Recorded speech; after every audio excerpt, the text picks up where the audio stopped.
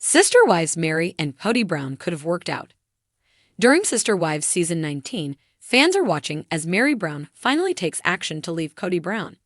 However, reasons are spotted that make viewers believe Meri and Kody's marriage could have worked out. There has always been something there. Undeniably, Meri Brown stayed in a seemingly loveless relationship with Kody Brown for many years. In their earlier years of marriage, there was love and something very special between them, but they let small issues become giants by not resolving them.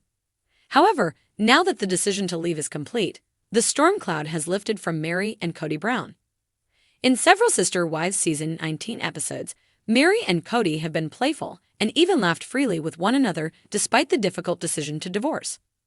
But there seem to be several clues that suggest Meri and Kody could have still made it work. Meri and Kody Brown could have worked out. On Reddit, Sister Wives fans spot reasons to believe Meri and Kody Brown had a chance to figure it out. First, someone says, Meri and Kody have good chemistry and could have worked out. Then, they explain, watching these recent episodes of Meri and Kody interacting has been refreshing. The episodes show Meri and Kody interacting in a light-hearted way that I hadn't seen in any of the other seasons. They joke around with each other a lot and seem like they have a shared sense of humor. Likewise, the user adds, he enjoys her sarcasm and she enjoys his more physical and goofy humor. They banter back and forth with each other very naturally. Plus, there's no more pressure on either of them now that Meri doesn't expect Kody to love her and Kody doesn't feel like he's never doing enough for her. Honestly makes me think they have great chemistry together and could have had a good monogamous marriage had they both been older and more mature when they got together in the first place. Compatibility unmatched. Furthermore, the user sees that Meri's need for order is the perfect balance for the chaos that Kody Brown generates naturally. Likewise, they see that Kody laughs more easily with Meri than he ever has with Robin. The Redditor continues, he's very disorganized and scattered, and she balances that out with her ability to organize and plan. She can be uptight and take things seriously, and he balances that out with his childlike enthusiasm. To me, out of all the marriages, the two of them are the most compatible. Kody doesn't show his fun-loving side with Robin, and when he makes jokes or says dumb stuff, she doesn't joke back to him. She's more stern about it and transitions the conversation to something else. Additionally, they see the magic between Cristin and David, despite their over-the-top PDA. Another fan adds a photo of Meri and Kody Brown in earlier years. Someone else says, "Oh, that's a cute moment.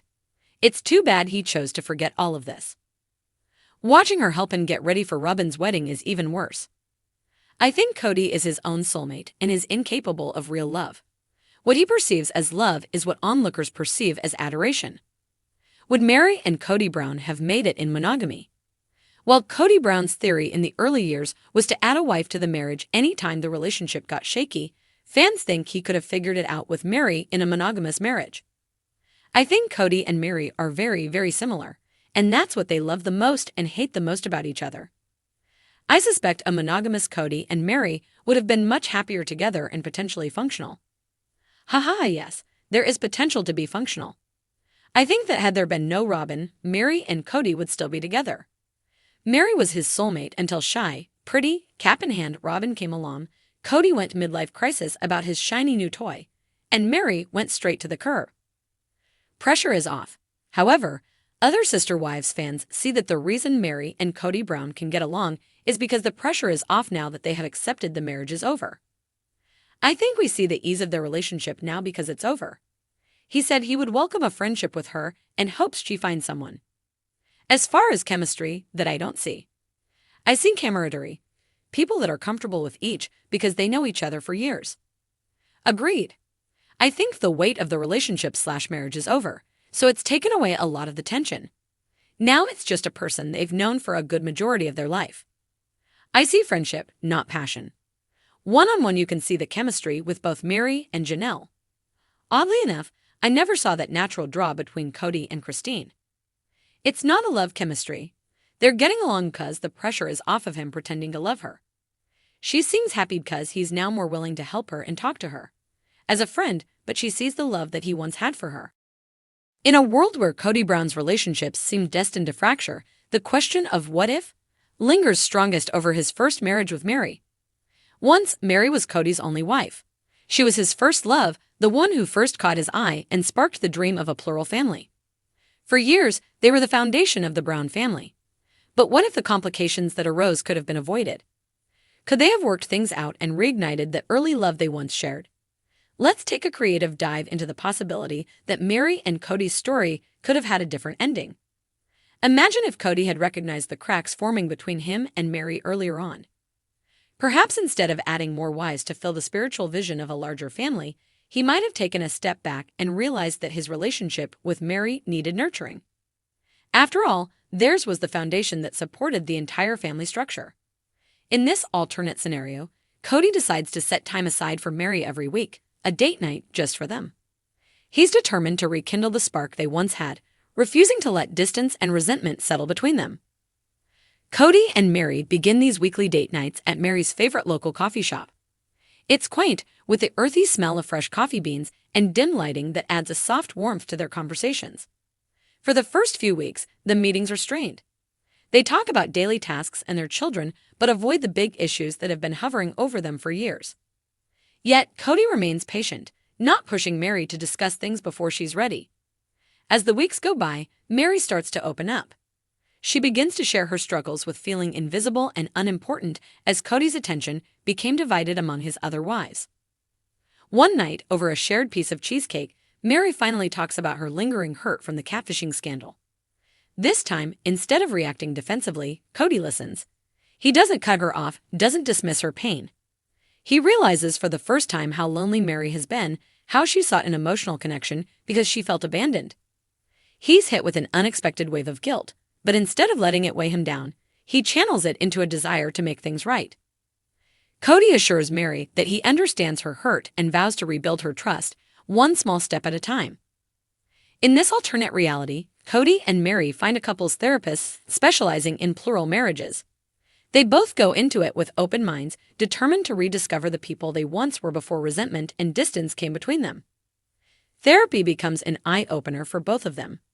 They revisit the early days when Meri was his only partner, when their love felt like an unbreakable bond. Meri confesses her pain of being the first wife yet feeling like she had become the least important, a relic of Kody's past.